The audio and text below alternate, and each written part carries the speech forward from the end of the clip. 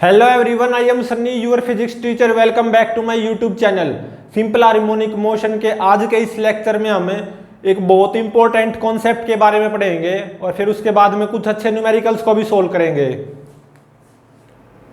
तो देखो वो इंपॉर्टेंट कॉन्सेप्ट क्या है। मान लो मेरे पास एक स्प्रिंग है, ठीक है। ये स्प्रिंग नेचुरल लेंथ पोजीशन में है। इस स्प्रिंग का स्प्रिंग कांस्टेंट K है और इस स्प्रिंग की लंबाई वो क्या है, L, ठीक है। अब मैंने इस स्प्रिंग को दो जगह से काट दिया with the help of scissor, कैंची की हेल्प से। एक तो यहां से काट दिया, ठीक है, और एक मान लो यहां से काट दिया, ठीक है। ये लंबाई मान लो L/4, ये L/3, तो ये क्या हो जाएगी, L minus L/4 minus L/3, ठीक है। तो L माइनस 7L/12, ये आ गई 5L/12, ठीक है।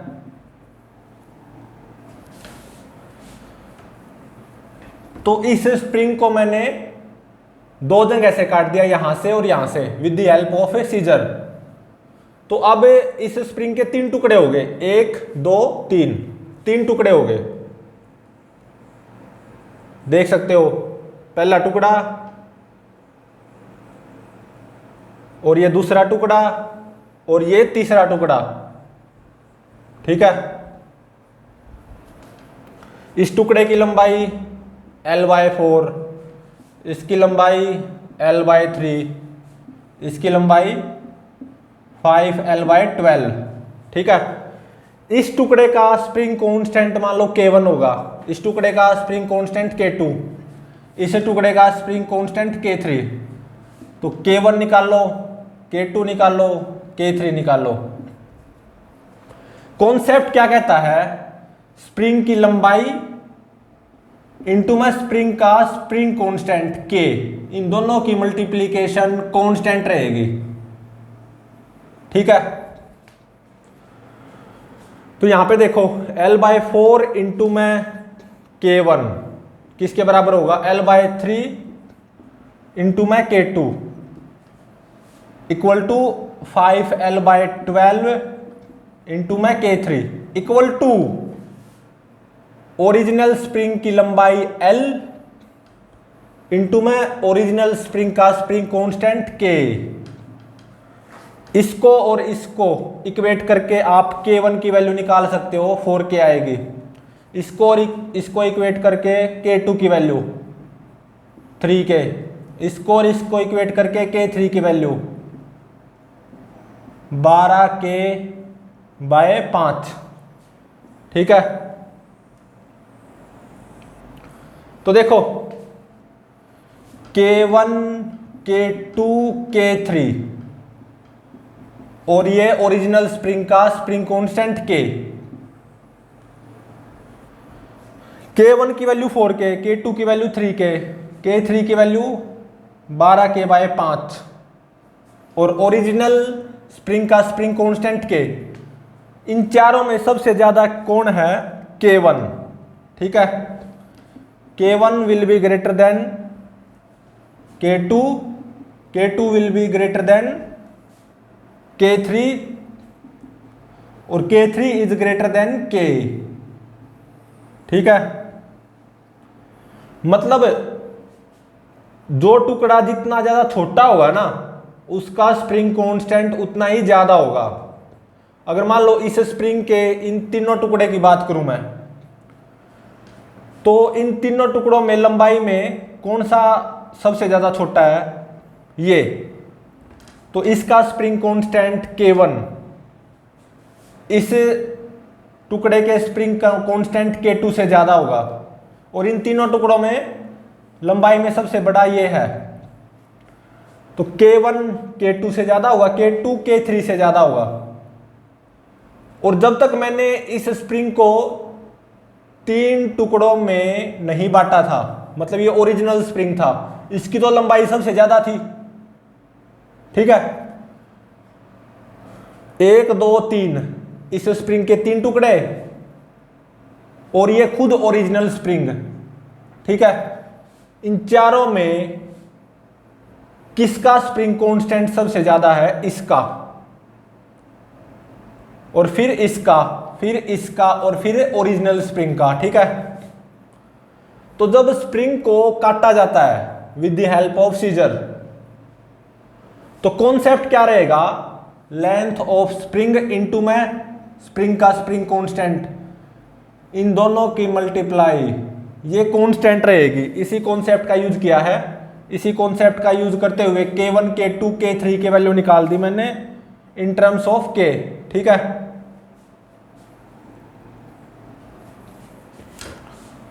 तो अभी इसी कॉन्सेप्ट के ऊपर बेस्ड एक न्यूमेरिकल को सॉल्व करते हैं। ठीक है,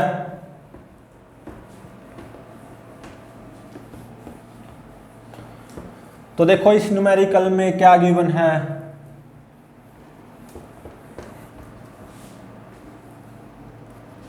फर्स्ट न्यूमेरिकल, मान लो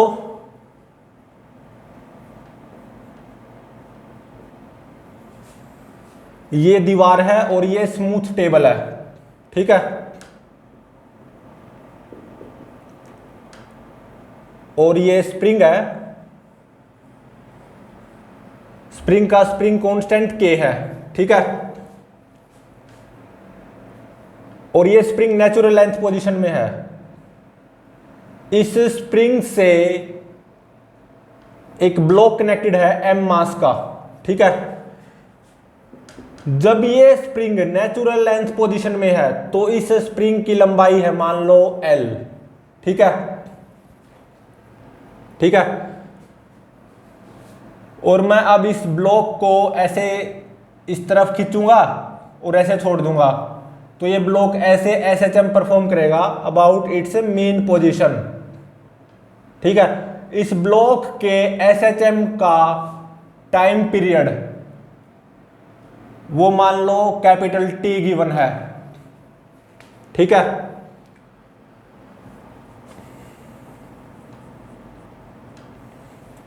अब देखो मैंने क्या किया, ये जो स्प्रिंग है ना मेरे पास ओरिजिनल स्प्रिंग, इसको 2 टुकड़ों में तोड़ दिया। ये जो ओरिजिनल स्प्रिंग है जिसका स्प्रिंग कांस्टेंट K और लंबाई L। ठीक है, ये जो मेरे पास ओरिजिनल स्प्रिंग था जिसका स्प्रिंग कांस्टेंट K और लंबाई L, इसको मैंने 2 टुकड़ों में तोड़ दिया। यहां से मैंने इसको कैंची से काट दिया। ठीक है, तो एक टुकड़ा तो ये हो गया, ये लंबाई L/4, तो दूसरे टुकड़े की लंबाई कितनी हो जाएगी? 3L/4। सही है, अब मैंने इस टुकड़े को लिया जिसकी लंबाई L/4 है। ठीक है, देख सकते हो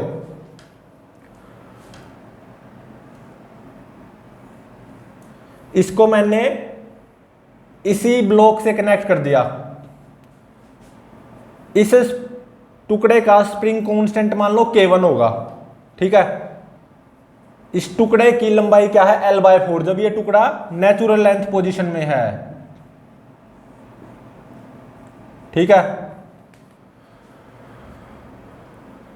और इस ब्लॉक को मैंने ऐसे खींच दिया और छोड़ दिया, तो ये ब्लॉक ऐसे SHM परफॉर्म करेगा अबाउट इट्स मेन पोजीशन।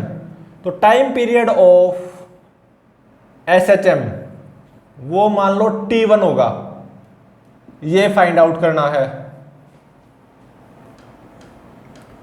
और इस न्यूमेरिकल का दूसरा पार्ट देखो क्या है। अब मैंने इस टुकड़े को लिया। ठीक है,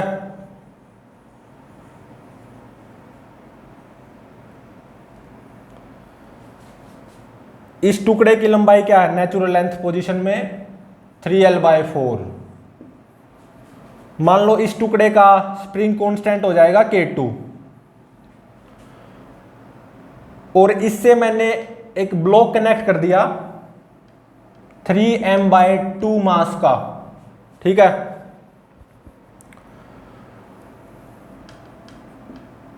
और इस ब्लॉक को मैं ऐसे खींचूंगा और छोड़ दूंगा तो ये ब्लॉक ऐसे SHM परफॉर्म करेगा, ठीक है। तो time period of one oscillation of SHM वो मान लो T2 होगा, वो फाइंड आउट करना है। तो कुल मिला के T1 और T2 ये दोनों फाइंड आउट करने हैं और इसके लिए 4 ऑप्शंस अवेलेबल हैं, ठीक है। T1 और T2 दोनों फाइंड आउट करने हैं, इसके लिए 4 ऑप्शन अवेलेबल हैं। Capital T/2 comma 3/2√2 capital T। B option में क्या गिवन है capital T/2 comma 2/3√3 capital T। C option में 2T कोमा 3/2√2T और डी ऑप्शन में 2T कोमा 2/3√3 कैपिटल T, ठीक है। अब इसको सोल्व करते हैं। तो देखो ये जो ओरिजिनल स्प्रिंग था जिसका स्प्रिंग कांस्टेंट K और नेचुरल लेंथ पोजीशन में इस ओरिजिनल स्प्रिंग की लंबाई क्या L, और इस ओरिजिनल स्प्रिंग से मैंने M मास के ब्लॉक को कनेक्ट कर दिया, इस स्प्रिंग को इलोंगेट किया with the help of this block और इस ब्लॉक को ऐसे छोड़ दिया तो ये ब्लॉक SHM परफॉर्म करेगा। टाइम पीरियड ऑफ SHM वो कैपिटल T गिवन है और ये क्या हो जाएगा 2 पाई इंटू में √M/K बाय फॉर्मूला, सही बात है। और अब देखो ये जो ओरिजिनल स्प्रिंग था जिसकी लंबाई नेचुरल लेंथ पोजीशन में L और स्प्रिंग कांस्टेंट K, इसको मैंने कैंची की हेल्प से ऐसे काट दिया 2 टुकड़ों में, ठीक है। इस टुकड़े का स्प्रिंग कांस्टेंट K1, इस टुकड़े का स्प्रिंग कांस्टेंट K2। तो K1 और K2 की वैल्यूज क्या होंगी इन टर्म्स ऑफ K वो पता लगाओ। कॉन्सेप्ट है सीधा सा, L इंटू में K किसके बराबर होगा L/4 इंटू में K1 equal to 3L/4 into में K2। तो K1 कितना आ गया 4K, K2 ये आ गया 4K/3, ठीक है। इस टुकड़े को उठाया मैंने और M मास का ब्लॉक कनेक्ट कर दिया, ठीक है। थोड़ा सा इलोंगेट किया और छोड़ दिया तो ये ब्लॉक ऐसे SHM परफॉर्म करेगा। Time period of one oscillation of SHM T1 वो क्या हो जाएगा by using formula 2 pi into में √M/K1।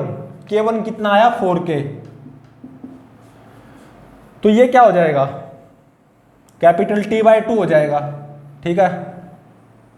अब आओ इस पार्ट पे, स्प्रिंग का ये टुकड़ा उठाया और यहां पे दीवार से कनेक्ट किया, ठीक है, और 3M/2 मास के ब्लॉक से कनेक्ट किया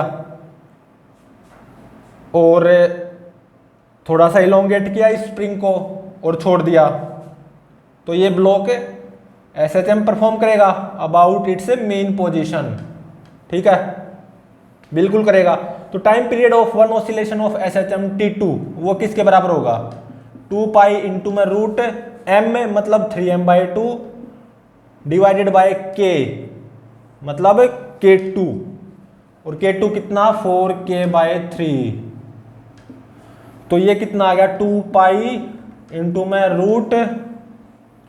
√9M डिवाइडेड बाय 8K। तो ये कितना आ गया 3/2√2 कैपिटल T, ठीक है। तो T1 की वैल्यू निकल चुकी है, T2 की वैल्यू निकल चुकी है in terms of capital T। T1 की वैल्यू कैपिटल T/2 और T2 की वैल्यू 3/2√2 कैपिटल T। तो hence option A is correct. ठीक है,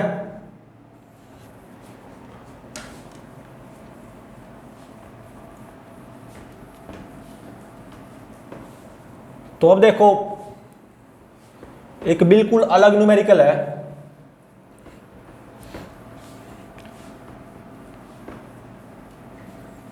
इससे बिल्कुल अलग न्यूमेरिकल है। जो अब हम न्यूमेरिकल करेंगे उसका इस कॉन्सेप्ट से कोई मतलब नहीं होगा। ठीक है,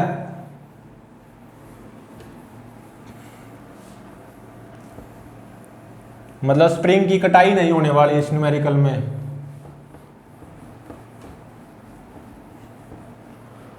तो अब देखो सेकंड न्यूमेरिकल में क्या गिवन है।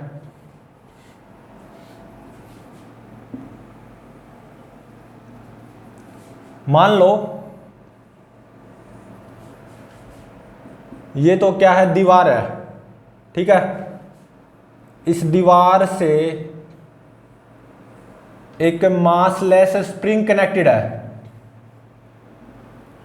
और इस स्प्रिंग का स्प्रिंग कांस्टेंट K है। ठीक है, फिलहाल ये स्प्रिंग नेचुरल लेंथ पोजीशन में है और इस स्प्रिंग से m मास का ब्लॉक कनेक्टेड है। ठीक है,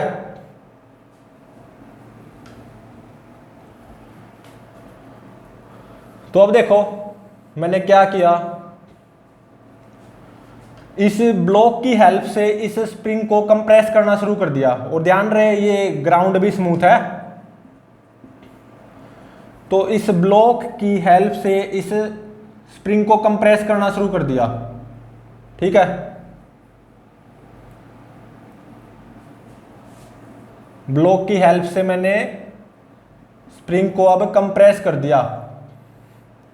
जैसा कि दिखाई दे रहा है स्प्रिंग कंप्रेस हो चुका है। ठीक है, स्प्रिंग कंप्रेशन में है। स्प्रिंग में कंप्रेशन है, मान लो capital A। With the help of this block मैंने स्प्रिंग को कंप्रेस किया। अब स्प्रिंग कंप्रेशन में है। ठीक है, स्प्रिंग में कंप्रेशन क्या है, A। और यहां पे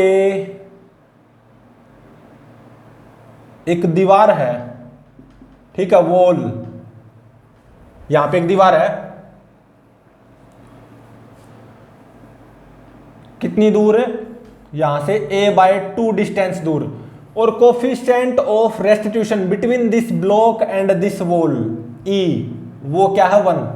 मतलब इस ब्लॉक का अगर कोलिजन होगा विद दिस वॉल तो वो परफेक्टली इलास्टिक कोलिजन होगा। Perfectly elastic collision with wall. ठीक है, तो मैंने इस ब्लॉक की हेल्प से स्प्रिंग को कंप्रेस किया। कितना कंप्रेस किया, कैपिटल A। और फिर मैंने यहां पे इस ब्लॉक को रेस्ट से रिलीज कर दिया। Released from rest at this position. तो क्या होगा, ये ब्लॉक इस तरफ जाएगा, रफ्तार बढ़ेगी, वेलोसिटी बढ़ेगी बिल्कुल। ठीक है, तो ये ब्लॉक इस नेचुरल लेंथ या मीन पोजीशन से पास होगा तो रफ्तार मैक्सिमम होगी। यहां से यहां तक एक्सेलरेट करेगा ब्लॉक, लेकिन एक्सेलरेशन कम होता जाएगा। जब मीन पोजीशन या नेचुरल लेंथ पोजीशन से पास होगा तो एक्सेलरेशन 0 होगा और फिर ब्लॉक रिटार्ड करेगा और रिटार्डेशन बढ़ता जाएगा। और देखो ये यहां से कैपिटल A/2 डिस्टेंस दूर दीवार है तो ब्लॉक इस तरफ जाएगा, रफ्तार कम होती जाएगी बिल्कुल। यहां से कैपिटल A/2 डिस्टेंस दूर ही है दीवार, तो इस ब्लॉक का दीवार के साथ पक्का कोलिजन होगा। ठीक है, और परफेक्टली इलास्टिक कोलिजन होगा। मतलब during collision of this block with this wall there will be no loss of kinetic energy. ठीक है, मतलब मान लो just before collision with this wall इस ब्लॉक की वेलोसिटी यहां पे ऐसे वो मान लो v1 होगी, तो just after collision with this wall block की वेलोसिटी ऐसे v1 हो जाएगी, ऐसे अपोजिट डायरेक्शन में v1। ठीक है, काइनेटिक एनर्जी का कोई लॉस नहीं हुआ। तो ये ब्लॉक ऐसे ओसिलेशन करता रहेगा, ओसिलेटरी मोशन करता रहेगा, ठीक है।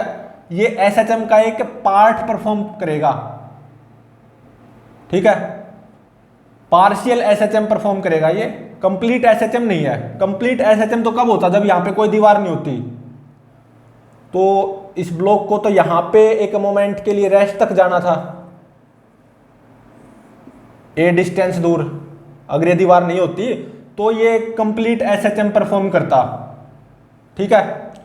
लेकिन अब यहां पे दीवार आ गई ना, यहां से a/2 डिस्टेंस दूर, तो इस ब्लॉक का कोलिजन होगा विद दिस वॉल, और E1 गिवन है, coefficient of restitution between this block and this wall, वो 1 गिवन है, ठीक है। मतलब परफेक्टली इलास्टिक कोलिजन होगा इस ब्लॉक का दीवार के साथ, कोलिजन तो पक्का होगा, और वो परफेक्टली इलास्टिक कोलिजन होगा, मतलब there will be no loss of kinetic energy during collision. तो ये ब्लॉक यहां से यहां तक जाएगा, रफ्तार बढ़ेगी, बिल्कुल बढ़ेगी, इसमें कोई डाउट नहीं है। एक्सेलरेशन कम होता जाएगा, जब नेचुरल लेंथ मीन पोजीशन से पास होगा एक्सेलरेशन 0, रफ्तार मैक्सिमम, और फिर रफ्तार घटती जाएगी, फिर यहां पे पहुंचेगा, दीवार से जस्ट टकराने वाला होगा, just before hitting the wall इस ब्लॉक की वेलोसिटी मान लो ऐसे v1 होगी, और परफेक्टली इलास्टिक कोलिजन हुआ है, तो just after hitting this wall block की वेलोसिटी इस डायरेक्शन में v1 हो जाएगी, ठीक है। There will be no loss of kinetic energy during collision. तो ये ब्लॉक किस तरफ आएगा, रफ्तार बढ़ेगी, ऑब्वियसली बढ़ेगी, एक्सेलरेट करेगा इस डायरेक्शन में, और एक्सेलरेशन कम होता जाएगा, नेचुरल लेंथ और मीन पोजीशन से पास होगा तो रफ्तार मैक्सिमम होगी, ठीक है। और फिर ऐसे आएगा, रफ्तार घटेगी, रिटार्डेशन बढ़ेगा, तो फिर यहां पे एक मोमेंट के लिए रेस्ट पे आएगा, फिर ऐसे जाएगा, तो ऐसे ऐसे ये ओसिलेटरी मोशन परफॉर्म करता रहेगा, और बार बार इस ब्लॉक का कोलिजन होता रहेगा इस दीवार के साथ, परफेक्टली इलास्टिक कोलिजन। तो ये बताओ इस ओसिलेटरी मोशन का टाइम पीरियड कितना होगा, time period of this oscillatory motion, ठीक है। अब देखो ये ओसिलेटरी मोशन जो है ना, ये सिंपल हार्मोनिक मोशन का ही एक पार्ट है, मतलब कंप्लीट सिंपल हार्मोनिक मोशन नहीं है, लेकिन सिंपल हार्मोनिक मोशन का ही एक पार्ट है, ठीक है। या मैं ये बोल सकता हूं ये पार्शियल एसएचएम होगा, तो इस ओसिलेटरी मोशन बोल दो, या इस पार्शियल एसएचएम का टाइम पीरियड बताओ एक ओसिलेशन का, ठीक है। तो अब देखो इसका मैं फेजर बनाने जा रहा हूं यहां पे, ठीक है।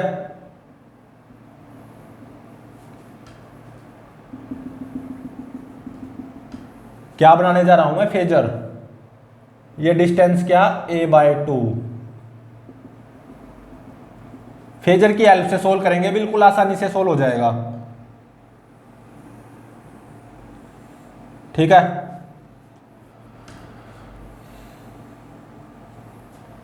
तो अब देखो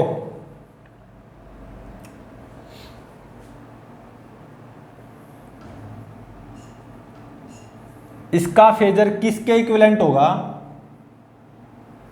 एक particle uniform circular motion perform कर रहा है, इनफैक्ट यूनिफॉर्म सर्कुलर मोशन के एक पार्ट के इक्विवेलेंट होगा इसका फेजर, ठीक है।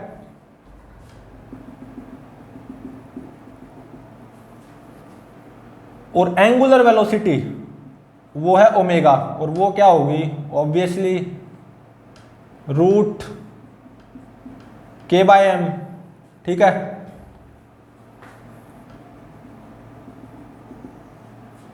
और ये डिस्टेंस क्या होगी, कैपिटल A, और ये डिस्टेंस कैपिटल A/2, ठीक है।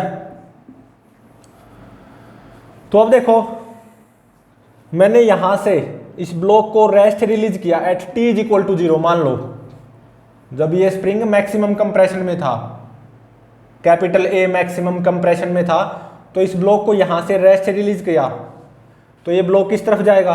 तो अब देखो जब ब्लॉक यहाँ पे है एक मोमेंट के लिए रेस्ट पे, जब मैंने यहाँ पे ब्लॉक को रेस्ट से रिलीज किया है तो इसका फेजर का जो पोजीशन होगी यहाँ पे होगी t=0।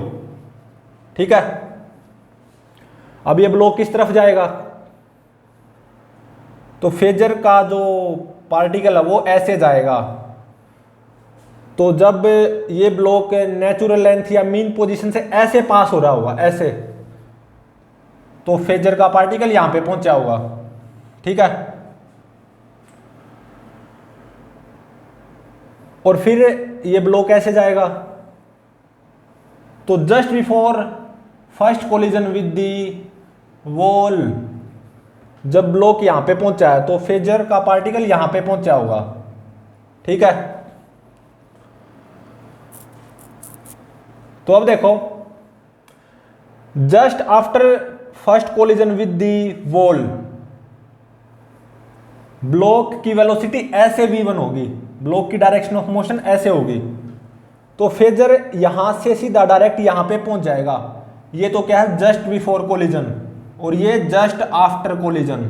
ठीक है, just before collision with the wall block की वेलोसिटी ऐसे v1, तो फेजर का पार्टिकल यहां पे, और परफेक्टली इलास्टिक कोलिजन हुआ है, तो just after collision with wall block की वेलोसिटी ऐसे v1, तो इसका मतलब फेजर का पार्टिकल यहां से डायरेक्ट यहां पे पहुंच जाएगा। तो ये जो जर्नी है ना, ये जर्नी ये गायब होगी, ये डिसअपियर होगी, फेजर के पार्टिकल की ये जर्नी गायब होगी, डिसअपियर। ठीक है, क्योंकि अगर दीवार नहीं होती तो ये ब्लॉक ऐसे जाना था, तो फेजर का पार्टिकल यहां से यहां तक जाता, तो फिर ब्लॉक यहां से यहां तक आना था, तो फेजर का पार्टिकल ऐसे आता। लेकिन अब दीवार है ना, तो ब्लॉक की ये जर्नी गायब होगी, तो फेजर के पार्टिकल की ये जर्नी गायब होगी। ठीक है, तो just before collision with wall block की वेलोसिटी ऐसे v1, तो फेजर का पार्टिकल यहां पे, और just after collision with wall block की वेलोसिटी ऐसे v1, परफेक्टली इलास्टिक कोलिजन हुआ है, कोई काइनेटिक एनर्जी का लॉस नहीं होगा, तो फेजर का पार्टिकल अचानक यहां से यहां जंप कर जाएगा। ठीक है, और फिर ब्लॉक इस तरफ आएगा, ब्लॉक की रफ्तार बढ़ेगी बिल्कुल, तो फिर नेचुरल लेंथ मीन पोजीशन से पास होगा। तो जब ब्लॉक वापसी में यहां से यहां तक आएगा कोलिजन के बाद में, तो फेजर का पार्टिकल यहां से यहां तक आएगा। ठीक है, और जब मेरा ब्लॉक ऐसे रिटार्ड होगा, मतलब स्प्रिंग में अब कंप्रेशन बढ़ेगी। ठीक है, रिटार्ड होगा, रिटार्डेशन बढ़ता जाएगा, तो फिर कुछ यहाँ पे एक मोमेंट के लिए रेस्ट पे आएगा। मतलब जब ब्लॉक यहाँ से यहाँ तक मूव करेगा तो फेजर का पार्टिकल ऐसे मूव करेगा, तो जब ब्लॉक यहीं पे पहुंचा एट t=T इंस्टेंट पे, तो फेजर का पार्टिकल यहाँ पे पहुंच गया। ठीक है, यही तो होगा time period of one oscillation of this oscillatory motion. ठीक है, तो देखो यहां पे दीवार है ना, बिल्कुल है, तो ब्लॉक की ये जो जर्नी है, अगर दीवार नहीं होती तो ये ब्लॉक की ये जर्नी होनी थी, ऐसे जाता फिर ऐसे आता। अब वो जर्नी गायब होगी क्योंकि यहां पे दीवार है, तो दीवार के कारण फेजर के पार्टिकल की भी ये जर्नी गायब होगी। ठीक है,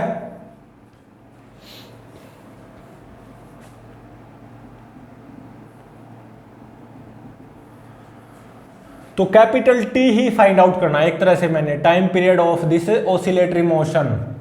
ठीक है, ऐसे गया ब्लॉक फिर ऐसे वापस आया, तो एक ऑसिलेशन पूरा हो गया इस ऑसिलेटरी मोशन का। तो time period of one oscillation of this oscillatory motion वो फाइंड आउट करना है। जब मेरा ब्लॉक ऐसे गया फिर ऐसे वापस आया, तो फेजर का पार्टिकल ऐसे गया, फिर अचानक यहां से यहां पर कट हुआ फेजर का पार्टिकल, और फिर फेजर का पार्टिकल ऐसे आया। ठीक है,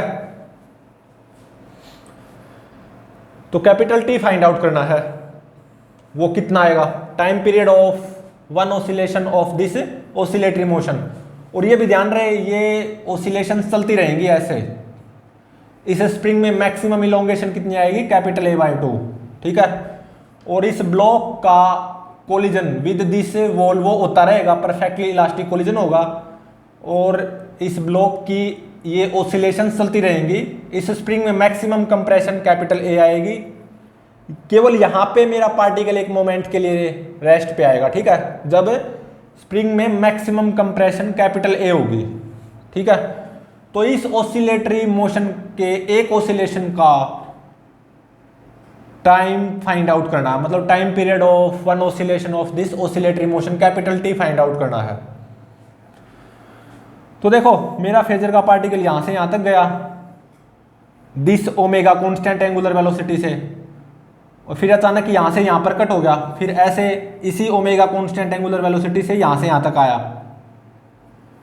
तो ऐसे में इस ब्लॉक का ऑसिलेशन एक पूरा हो गया, एक ऑसिलेशन पूरा हो गया, ठीक है। तो अब देखो ये एंगल कितना आएगा, इस राइट एंगल ट्रायंगल से देखो ये तो हाइपोटेन्यूज होगी कैपिटल A, और ये बेस कैपिटल A/2।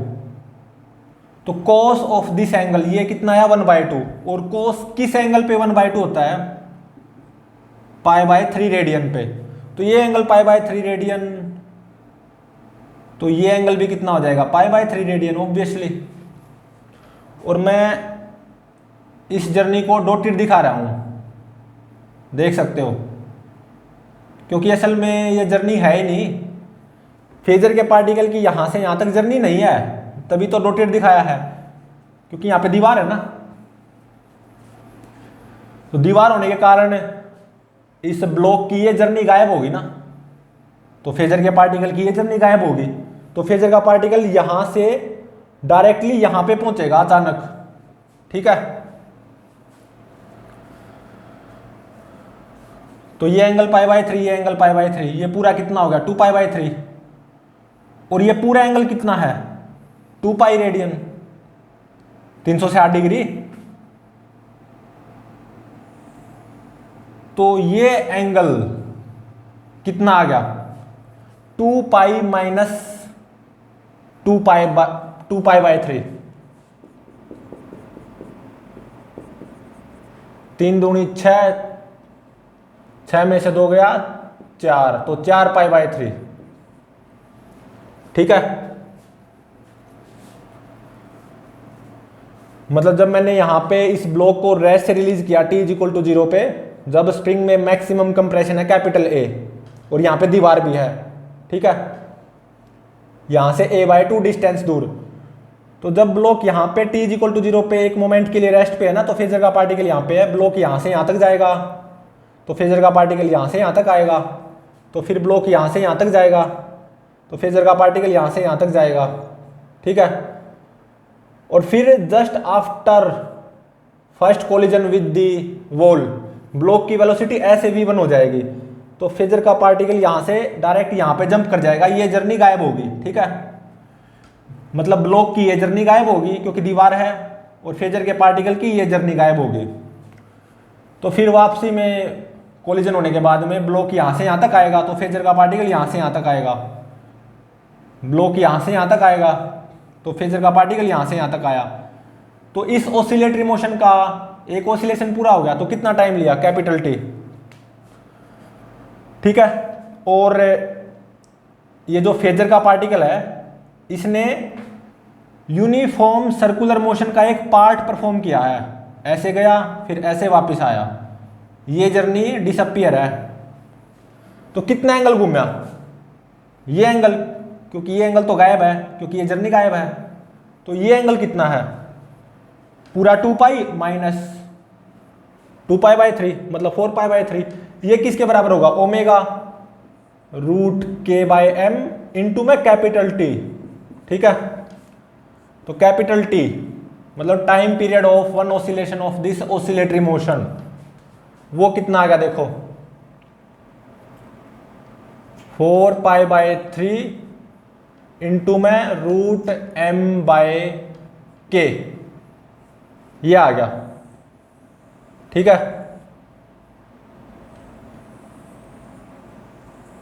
इतना आ गया।